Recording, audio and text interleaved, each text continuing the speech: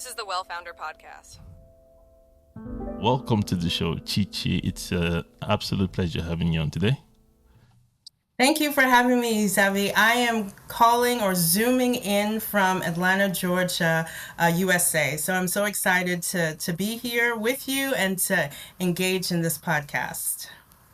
Excited to have you on. I'm excited about what we're going to be talking about, which is networking. It's going to be a networking episode, guys. And as you probably know, I'm a big proponent of networking. I think that is the most important thing in business. So it's great to have somebody who's an expert in that area to come and share some tips with us.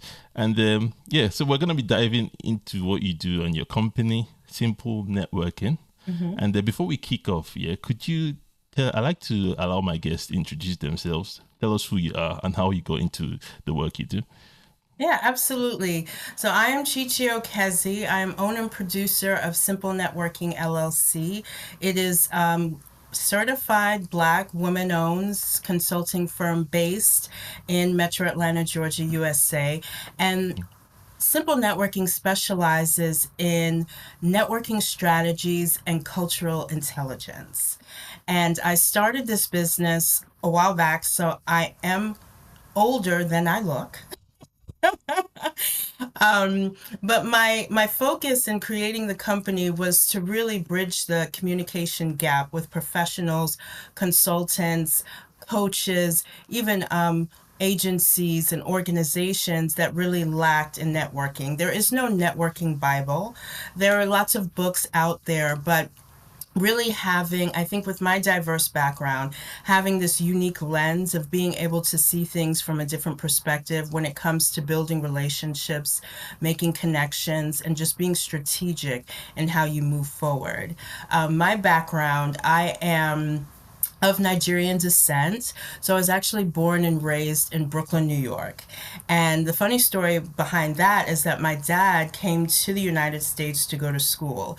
The original plan, or Plan A, Xavi, was to go to university in England. That was the plan. So it was during the 1960s, after the Biafra War, Nigeria won its independence. So most of his older brothers were going to England to go to school.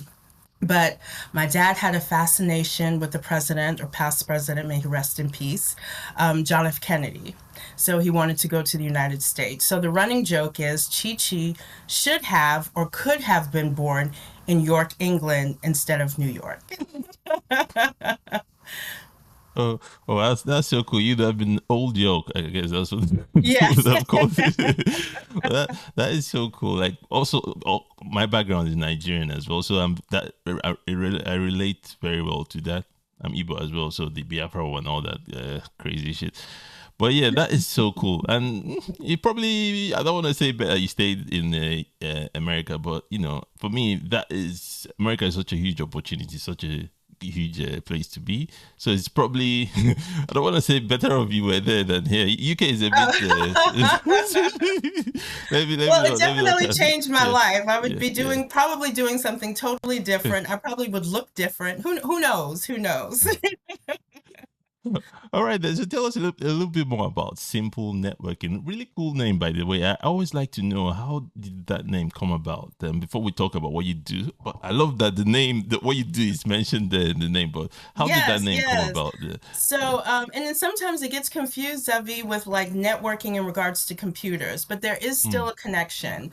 Actually, the name Simple Networking came from when I started the company back in 2007. So in the United States, there was this huge rise, and there still is, of reality shows. So I was really into just watching all these different type of reality shows that we know is not really reality. But nonetheless, one of my favorites was The Simple Life with Nicole Richie and Paris Hilton. So I love the word simple. And I was like, hey, I'm doing networking.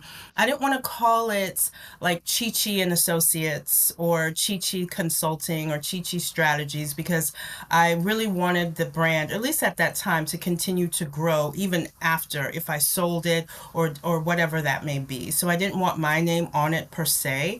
So that's how Simple Networking came about. I hope that makes sense. Yeah, it makes a lot of sense. I love it. And what do you guys do exactly? How do you? What do people hire you to do for them? Yeah, so it's basically to improve their networking strategies and offer some form of cultural awareness. So we can go through the process. Someone will reach out to me either by, I get a lot of referrals, or they Mm, may see me on LinkedIn. So I have tried to build my presence on social media, or even just going to networking events and connecting with different colleges, universities, and professional groups. And so we start off with like a discovery call, no more than 15, 20 minutes. Why is it that, or what are you interested in learning in regards to networking or cultural awareness? What are your pain points? And what does your audience, where can I bridge that gap? Like what problems are they having that you're noticing? And then from there, I can customize a training, whether it's a live seminar, a live event, live workshop, seminar, virtual course, or even just an activity. I've done that before. They don't necessarily want to have a training per se, but maybe an activity. And then from there, we're just able to, produce what the client wants. mm. Interesting. And when you say networking and cultural awareness, is this a social thing, or is this something that a business owner can use to grow their business, or how does that work? It can work both ways. Okay, okay, So, okay. in regards to building your business, yes, at least here in the United States, across the pond, Savvy, it's just get out and network. Just go out and meet Mm, people, collect business cards, just be mm, there. And there is a thing called networking burnout. Right? You can't mm. be everything to everyone. You can't be everywhere. You can't be a member of every single organization. So even just being strategic and intentional and narrowing down and targeting how you want to network. And then I ask, do you have a networking plan? Mm. We have a business plan. We have a plan if we want to go to school. We have a plan if we want to upskill. We have a plan if we want to retire. We have a plan if we want to invest. We have a plan for starting a family. We have a plan if we want to be more healthy or do fitness, but we don't really have a networking plan. So, what I encourage or what I promote is to first of all have a networking plan. What is it that you want to do? What goals do you want to reach in your business or in your personal life? Because I also find networking, yes, it is about building relationships, advancing, and you can do that through your career. You can do that personally, like through your personal brand, and you can even do it from a community standpoint, right? Being able to be an advocate, a sponsor for civic and community affairs. But whatever it is, there should be a plan or some type of framework so that you're able to move forward, that you can pivot, that there's a benchmark, and then you can also evolve. Because what I want people to realize is not networking is not just for finding a job or maybe promoting your practice or your coaching business, or even if you're in an agency or an organization, moving up the career ladder, but it can also be a lifestyle. That makes a lot of sense. I really like that because of, like I said, I'm a big fan of networking, as in, especially when you're just starting out, like you need to go out Mhm. there, but there's no, something you said initially that really struck me is there's no Bible for No. networking. People just told to do, not knowing that there's actually a process. Like you need to actually network is a means to an end kind of thing. So you need to know how to do it, if that I, makes I will, sense. I will say this, Sevi, because I don't want people to feel like they're intimidated. I'm not a good networker. I'm not an Mm, extrovert. And when I say extrovert, is someone that, has outward personality and enjoys talking to people, being in outward environments, as opposed to an introvert. I am actually an introvert, believe it or mm. not. Okay. And then ambivert is like a mixture of both. But what I want Okay. people to realize is that we operate in networks. So it's not necessarily about being a natural networker.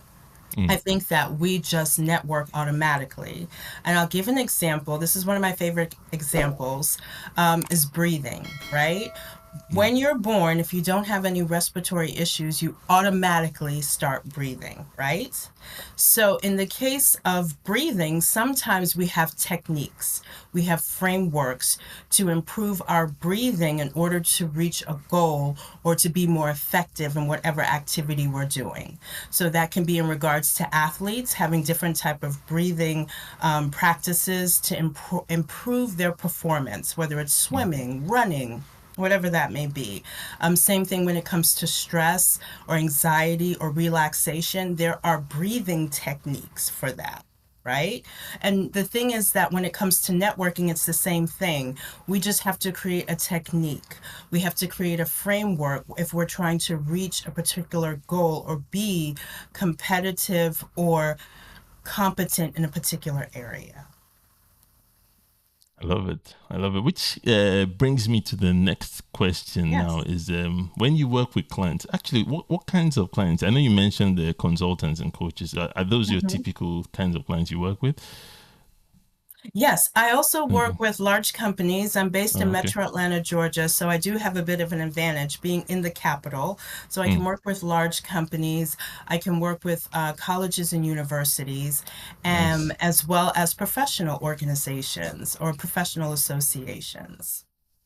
That is so cool. I love that. Like, you've got a wide range of people you work with. Who do you enjoy working with the most, though? If I have to ask. Oh, okay. So I'm not gonna Mm, say like I will say this. I like to work with clients, okay, that yeah. give me an opportunity to be creative.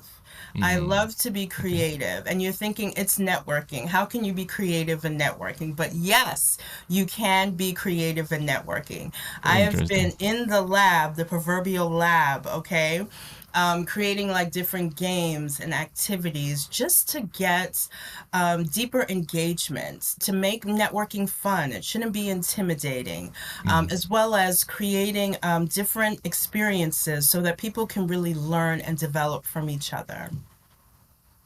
I love it. I love how passionate you are about networking, and this is one of the reasons I encourage my clients to start their own podcast as well, because of Hmm. it's one of the benefits of network podcasting is that you get to meet so many people and connect and network and all that good stuff. I like that idea of networking games, and never thought about doing that Oh, before as yeah. in creative games.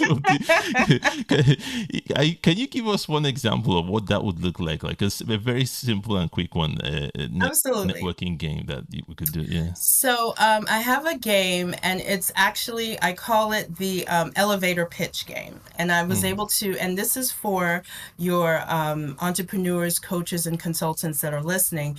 I actually took the game and I created a licensing mm, agreement so that you can actually, I can facilitate the game in a session, or you can buy the game and teach your employees how to use it and use it mm, within your and I did it for a school district, so you can do it within your school districts with particular schools. And it's just kind of, so what it is that we have your proverbial or your typical elevator pitch. You say your name, the company that you work for, your position, your title, or if you're an entrepreneur, consultant, independent consultant, contractor, your title and what you do, your products, your services, any certifications, awards to build your credibility. And then also you include your future goals. So what I do is I have someone come up to the stage, whether it's virtual or in person. So this also helps with executive presence and public speaking and communication. So we encourage people to come up and say your elevator pitch.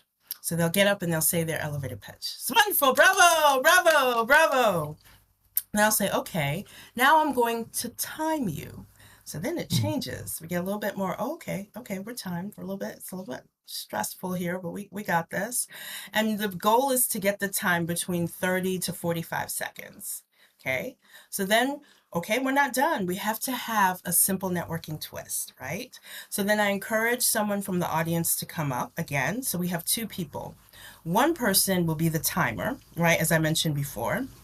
And then the person, now here's the simple networking twist. They have to say their elevator pitch, but they cannot use the words I or we. Mm. They still have to tell me their name, what they do, the products and services, where they work, cannot use the words I or we. It is absolutely hilarious. And what it does is that it gets people, first of all, to think about, what are you saying? Write down your pitch, right? So that it makes sense to the person who's listening, right? The other thing is that we use a lot of, I don't know how it is, well, I'll speak for the United States. We use a lot of words that are not relevant. Mhm. So that makes you just think, what words am I using? I have 30 seconds. I can definitely use more words that are impacting, that are more engaging, that are more descriptive than just I. And then it goes against the branding concept, because if you want to be using terms that resonate with your brand, or at least say your company name or your name. Okay. So it's a lot of fun. And if you don't mind, I will do the elevator pitch game. Yes, please. Okay. All right. So do you want Yeah. to time me? Yeah. I'll love to do that. Okay. So I will start by just saying my regular elevator pitch using the words I or we. So tell me when you're ready to time Okay. me and I'll say it. 1 second. Let me whip Okay. out my timer here. So you said 30 seconds, yeah? Yeah. All right. And go. Okay. Hi, my name is Chichi Okezie. I am owner and producer of Simple Networking LLC. My company specializes in business networking and cultural awareness, and I want to be the leader in business networking cultural awareness in Atlanta, Georgia. Interesting. Very Okay. good. So that was the 20 seconds, yeah? Yeah. Okay, 20 Just seconds. Okay. yeah. So now I'm going to do my simple networking twist where I take out the words I or we. Okay. All right, go. Okay. Hi, my name is Chichi Okezie. As owner and producer of Simple Networking LLC, consultants, universities, and agencies can learn how to polish their professional approach. They can go onto our websites to sign up for courses, get our ebooks, learn about networking. Simple Networking wants to be the leader in simple networking strategies and cultural awareness. Hmm. That was 10 seconds. Very, very, very, very interesting.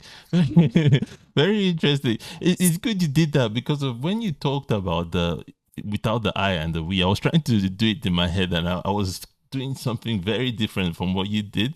So it's very good you gave us that reference. That is very interesting. It kind of shifts the whole focus and everything on me and onto oh, wow. Well, I That's really very want people to think, like I said, what exactly are you saying in your speech? mm, And then also, there is a difference. So I use that time to ask the participants or the attendees, either in person or virtually, what was the mm, difference between the first speech and the second speech? What did you learn? Because, see, my goal as an entrepreneur, as a consultant, is going to be different from someone mm. who is a student networking or someone who's in a agency or in a company that wants to move or advance advance in their career, right? So we have different goals. So we're going to say different things. We shouldn't be saying the same thing, right? Mm. So hopefully, after you hear my elevator pitch, it will entice you, it will encourage you, it will spark an interest to go onto the website, to Google me, to find out what I can offer, or at least refer me. Those are the action steps that I want people to take. So you think, what are the action steps that you want people to take when they hear you talk? I love that a lot, man. That is that's some powerful psychological technique right there because Which it's I like don't you have a telling them psychology degree, but I do watch Dr. Phil from time to time. Does that count? that is very clever. It's like you directing them or telling them what they need to do instead of when you say I we, it's like that's kind of like where it's going to stop kind of thing. But if you say this is what you go there, you're literally guiding them towards taking the action you want them to take basically. So that's powerful stuff right there. That is powerful stuff. Is it memorable though? After doing that, do they actually memorize it, and then do you find people take action So it when you depends, yeah. some people you don't have to memorize it word for word. You Mm, can sometimes even use I or we occasionally, but okay. you want to make sure that, like I said, when you're talking, you're using words that are effective.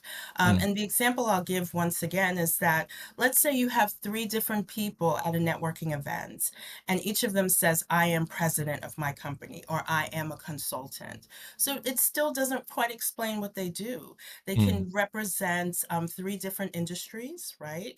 They can represent three different, or at least serve three different audiences or target audiences. And then also their products or their services can be three totally different things just because they said, I am XYZ.